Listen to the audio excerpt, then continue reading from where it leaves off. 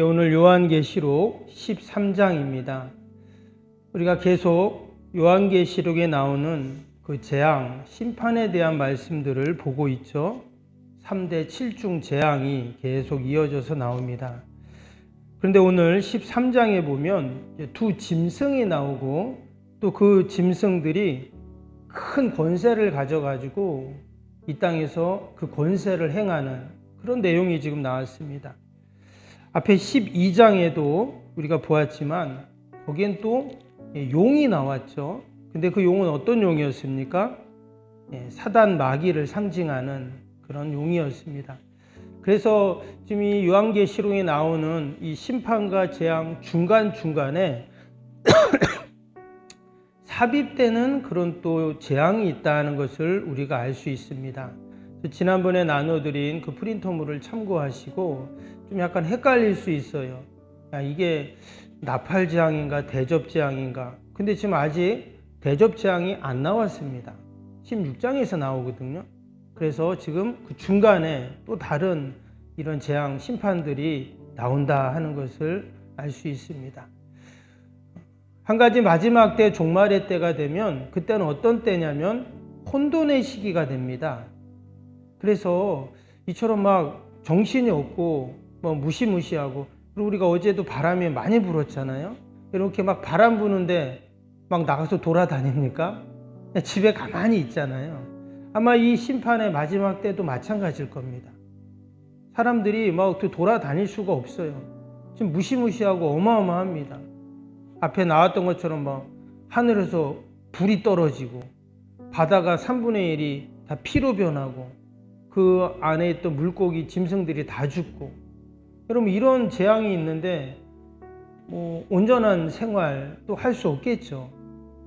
마치 이러한 마지막 때 일어날 혼돈의 시기, 심판의 때에 여러분 우리 믿음의 성도들은 어떻게 해야 될까요? 말씀을 읽으면서 들으면서도 막 정신이 없잖아요. 그래서 우리가 이 마지막 때를 위해서 우리가 기도로 준비하고 영적으로 무장되어서 준비하는 그런 성도가 되어야 할 줄로 믿습니다.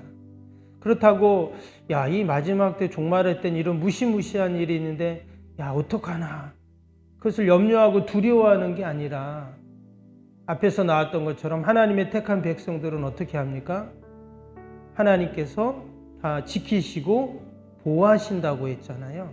때문에 우리는 두려워하고 염려하면서 준비하는 자가 아니라 우리가 믿음으로 더욱더 견고해져서 그 마지막 때까지 우리의 믿음, 신앙의 정조가 흔들리지 않도록 견고하게 여러분 지켜가야 할 줄로 믿습니다. 초대교회 성도들 핍박과 환난 가운데 고통당하는 자들이 이 요한계시록을 읽을 때 어떤 마음이 있었을까 하는 생각을 하면서 아마 그들은 현실의 핍박과 환난, 재앙도 힘들었을 거예요. 그러나 마지막 때 하나님께서 승리하게 하시고 또 그들이 하나님의 천상 예배에 참여해서 예배드리는 그날을 기대하면서 도리어 이 마지막 때를 기다렸잖아요. 그래서 요한계시록 마지막에 보면 뭐라고 합니까? 주 예수여 어서 오시옵소서. 도리어 그들은 이 심판의 마지막 재앙이 이 땅에 더 빨리 오기를 소망하고 기도했다는 겁니다. 여러분 우리에게도 이러한 신앙과 믿음이 있어야 할 줄로 믿습니다. 아멘. 그 심판과 재앙을 내가 무서워서 피하고 숨는 자가 아니라 주 예수여 어서 오시옵소서. 우리가 이런 믿음을 갖는다면 하나도 염려하고 두려워할 것이 없는 것이죠. 마지막 때 심판뿐만이 아닙니다. 지금 나의 이 시간 속에서 삶의 자리에서의 모든 심판 재앙도 마찬가지입니다. 우리는 다 개인적인 또 지금의 심판의 사건들이 누구에게나 다 있어요.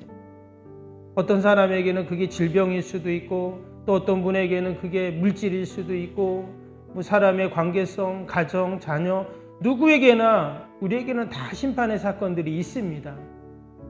그러나 우리가 믿음으로 견고해지면 지금의 심판의 사건들도 넉넉히 이겨나가는 여러분 그런 은혜가 있을 줄로 믿습니다. 오늘 말씀에 두 짐승이 나옵니다. 그래서 1절에서 11절까지, 10절까지, 또 11절에 보면 또 다른 짐승, 앞에서는 바다에서 한 짐승이 나왔다. 그리고 12절 보시면 땅에서 그 짐승이 올라왔다. 지금 이렇게 말합니다. 1절 한번 볼까요? 1절 이렇게 시작이 됩니다.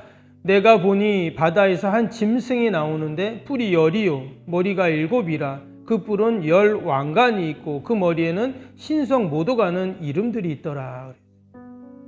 11절도 한번 보세요. 땅에서 올라온 짐승입니다. 내가 봄에 또 다른 짐승이 땅에서 올라오니 어린 양같이 두 뿔이 있고 용처럼 말을 하더라 그랬어요. 여러분 지금 이 짐승의 모습이 어떻습니까? 바다에서 올라온 짐승 보니까 뿔이 10이라 그랬어요. 머리가 7이라 그랬어요. 여러분 이게 온전한 모습이 아니죠. 괴물이잖아요, 이 정도면. 그리고 그 땅에서 올라온 짐승도 11절에 뭐라고요? 용처럼 말한다. 용은 이제 우리가 앞에 12장에서 보았죠. 그 사단 마귀의 상징이었는데 지금 이 두 짐승은 어떤 모습이냐? 괴물 같은 모습이고 그리고 그 용과 대화를 하는 그런 존재입니다.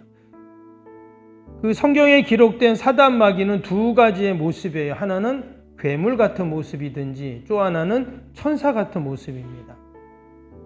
그러니까 외형적으로 보면 이게 천사인지 사단 마귀인지 구분이 어려워요. 그리고 평소에는 어떻습니까? 늘 영적인 존재이기 때문에 늘 그 실체를 드러내지 않고 뒤에서 조종을 하거든요. 근데 지금 보니까 그 모습이 이제는 드러났어요. 왜냐? 마지막 날 종말의 때가 되면 더 이상 숨길 필요가 없기 때문에 그 모습을 드러내는 겁니다. 근데 원래는 어떤 모습이라고요? 뿔이 10개가 달리고 머리가 7이고 용과 대화를 하는 그런 존재였어요. 때문에 여러분 이 짐승, 이 사단 마귀의 세력들은 무슨 일을 할까요? 첫 번째는 하나님을 대적하겠죠. 그래서 1절을 보세요. 그 머리에는 신성 모독하는 이름들이 있더라 그랬어요. 말 그대로 하나님을 모독하는 그런 하나님을 대적하는 그런 이름이 있다 이랬어요. 그리고 또 하나는 뭘까요? 당연히 믿음의 성도들을 괴롭히고 핍박하는 그러한 일을 하겠죠. 그래서 여기 보니까 7절 보세요. 또 권세를 받아 성도들과 싸워 이기게 되고 각 족속, 백성, 방언과 나라를 다스리는 권세를 받았다 이랬습니다. 여기 보니까 지금 이 짐승이 족속과 백성과 방언과 나라를 다스리는 권세가 있다 그랬어요. 이 권세는 하나님의 어린 양, 또 하나님께서 이 땅에 심판을 하고자 하는 대행하는 천사들에게만 있는 줄 알았더니 아니 이 두 짐승, 이 사단 마귀에게도 이런 권세가 있다고 지금 그렇게 얘기를 하고 있는 것입니다. 말씀드린 것처럼 마지막 때가 되면 이런 혼란과 대재앙이 우리에게 이 땅에 일어나게 됩니다. 근데 우리가 12장에서 그 하나님의 군대죠. 미가엘 천사장이 이끈 하나님의 군대와 그 사단 마귀의 군대가 큰 전쟁을 합니다. 그 전쟁은 영적인 전쟁이에요. 육적인 전쟁이라고 해석을 하는 사람들도 있는데 그걸 비유로 기록했다 이렇게도 말하는데 그렇게까지 우리가 해석할 필요는 없고 그냥 영적인 전쟁입니다. 그럼 여러분 그 영적인 전쟁은 누가 이깁니까? 하나님의 군대와 어둠의 세력의 군대. 당연히 하나님의 세력의 군대가 이기겠죠. 그래서 그 하나님의 군대가 이겨 패배한 사단 마귀의 세력들이 이제 이 땅으로 왔다라는 거예요. 그래서 믿음의 성도들을 참소하고 또 꾀하고 그런다고 했죠. 그리고 그 세력들 가운데 바다에서 올라오고 땅에서 올라온 이 흉측한 짐승 같은 세력들이 있다는 겁니다.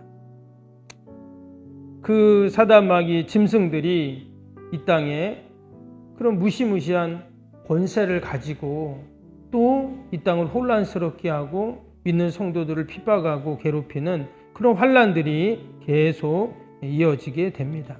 우리가 여기서 한 가지 조금 의문이 가고 생기는 게 있어요. 요한계시록은 하나님이 마지막 날 이 땅에 행하시는 재앙과 심판이라고 했잖아요. 그런데 왜 사단 마귀가 이런 환난을 행하는가 또 이렇게 오해를 할 수가 있어요. 여러분, 하나님이 행하시는 심판과 이 사단 마귀가 행하는 이 환난과는 조금 차원이 달라요. 이 마지막 날 있을 그 재앙들, 앞에 나온 붉은 용도 마찬가지고 두 짐승도 마찬가지고, 그 어둠의 세력들이 이 땅에 어지럽히고 또 믿는 성도들을 참수하고 괴롭히는, 여러분, 이 재앙을 가지고 하나님이 온 이 땅에 행하시는 심판과 비교할 수 없어요.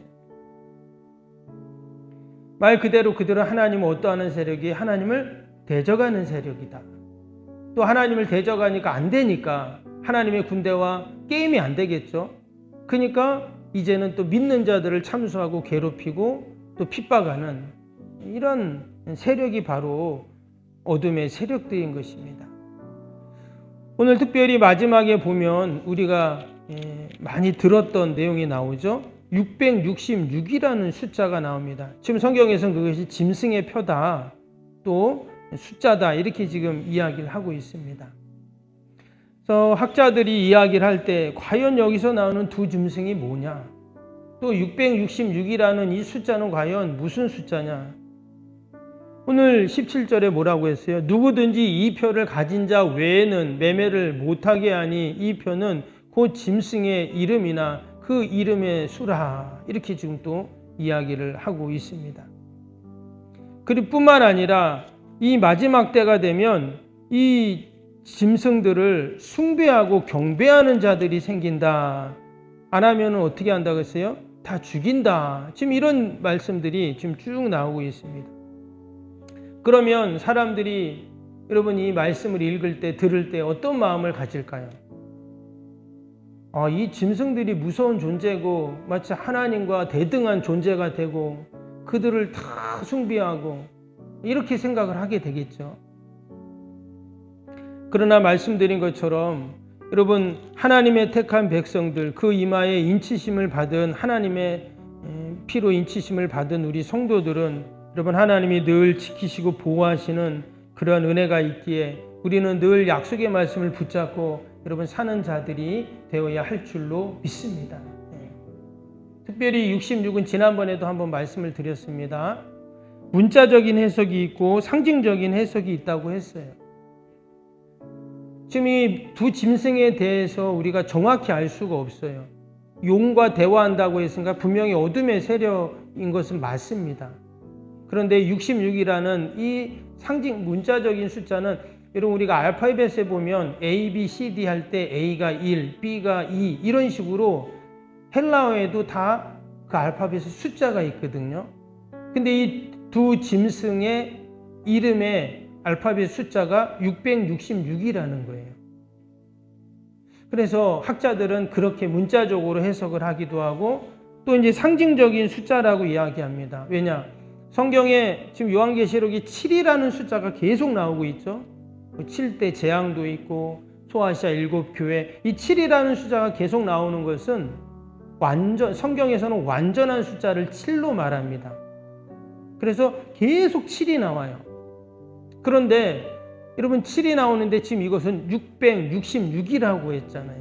그러면 6이라는 숫자는 어떤 숫자일까요? 7이 완전한 수니까 6은 미완성한 숫자죠. 완전에 도달하지 못한 숫자입니다.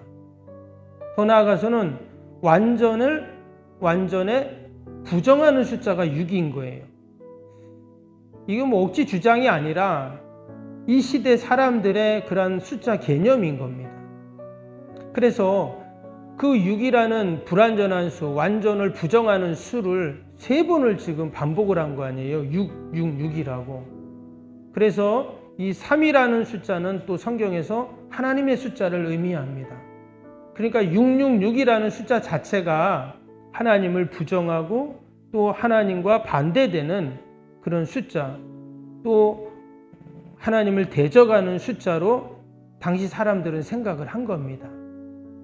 우리가 이렇게 666이라는 숫자를 상징적인 영적인 의미에서 우리가 이해를 해야지 어떤 사람들, 특히 세대주의 그 시한부 종말론자들 예전에 그런 얘기를 했죠. 이 666은 컴퓨터 숫자다, 무슨 바코드다 그러면서 이 숫자를 우리가 받으면 안 된다, 또 이마나 또 손목에 찍으면 안 된다, 막 이런 얘기들을 많이 했습니다.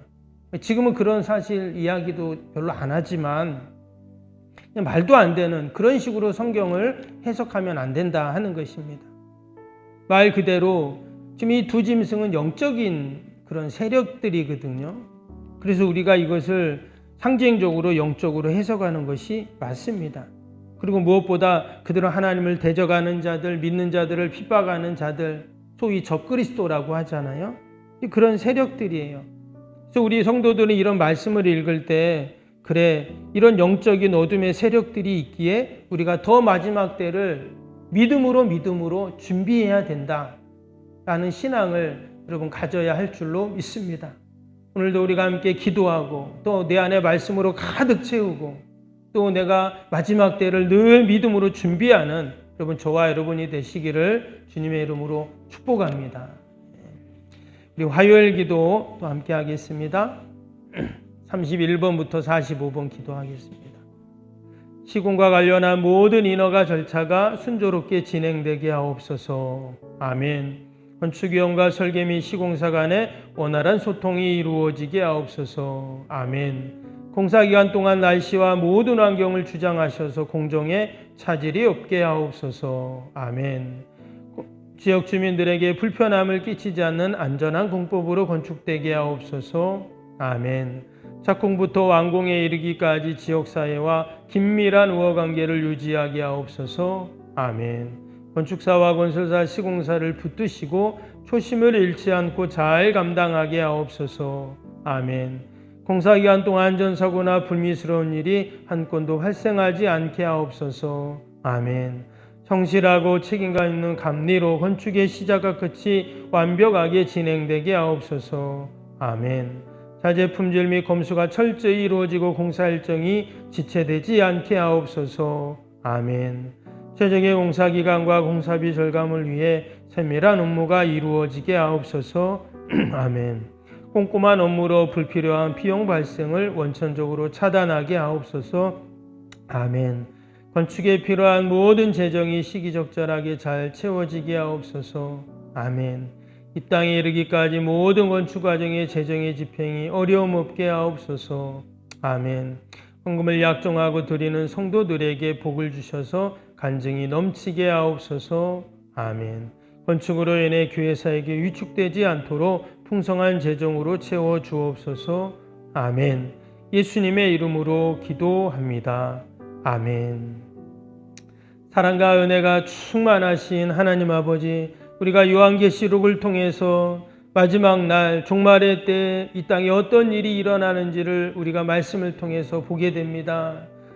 하나님, 우리가 다 알 수 없고 이해할 수 없고 다 해석할 수는 없지만 이러한 영적인 일들이 일어나고 무시무시한 심판과 재앙들이 하나님 일어나는데 우리가 기도로 마지막 때를 준비하게 하시고 더욱더 믿음으로 견고하게 하여 주시옵소서. 우리 안에 늘 말씀으로 충만케 하여 주옵소서. 마지막 때뿐만 아니라 지금의 이 시간 아버지, 우리의 삶의 자리에서도 일어나는 모든 심판의 사건들 우리가 말씀으로 다 이겨내는 저희들이 되게 하여 주옵소서. 하나님, 인기한 새벽에도 또 나라 민족 교회 이웃 또 사랑하는 자녀들 또 우리 연약한 육신 간절한 기도의 제목 마음의 소원들 다 하나님께 올려드릴 때 하나님 들으시고 신실하게 응답하여 주옵소서. 예수님의 이름으로 기도하옵나이다. 아멘. 하늘에 계신 우리 아버지, 아버지의 이름을 거룩하게 하시며 아버지의 나라가 오게 하시며 아버지의 뜻이 하늘에서와 같이 땅에서도 이루어지게 하소서. 오늘 우리에게 일용할 양식을 주시고 우리가 우리에게 잘못한 사람을 용서하여 준 것 같이 우리 죄를 용서하여 주시고 우리를 시험에 빠지지 않게 하시고 악에서 구하소서. 나라와 권능과 영광이 영원히 아버지의 것입니다. 아멘.